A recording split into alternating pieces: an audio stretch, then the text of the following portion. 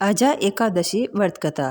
कुंती पुत्र युधिष्ठिर कहने लगे, हे जनार्दन, भाद्रपद कृष्ण एकादशी का नाम क्या है तथा उनकी विधि पूर्वक महात्म्य क्या है। भगवान श्री कृष्ण कहने लगे, सब प्रकार के समस्त पापों का नाश करने वाली इस एकादशी का नाम अजा एकादशी है।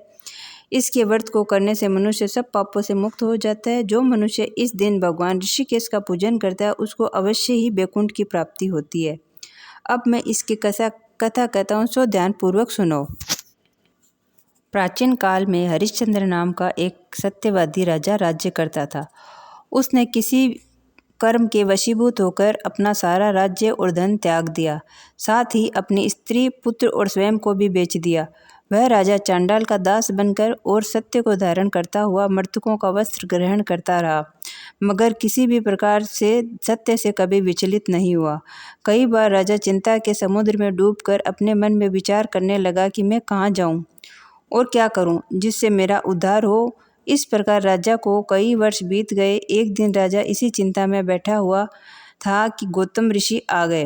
राजा ने उनको प्रणाम किया और अपनी सारी दुख भरी गाथा सुनाई।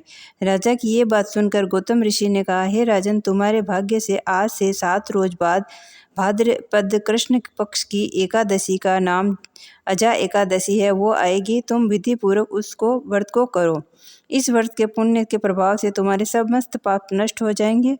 इस प्रकार राजा से कहकर गौतम ऋषि वहाँ से अंतर्ध्यान हो गए और राजा ने उनके कथा अनुसार एकादशी आने पर विधि पूर्वक व्रत और जागरण किया। इस व्रत के प्रभाव से राजा के समस्त पाप नष्ट हो गए और स्वर्ग में बाजे बजने लगे और पुष्पों की वर्षा होने लगी।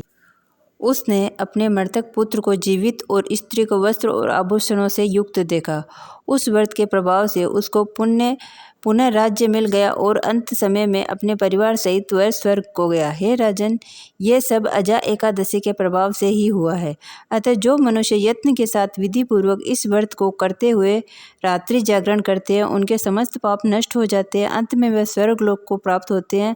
इस एकादशी के श्रवण मास से अश्वमेध यज्ञ का फल प्राप्त हो जाता है। बोलो विष्णु भगवान की जय।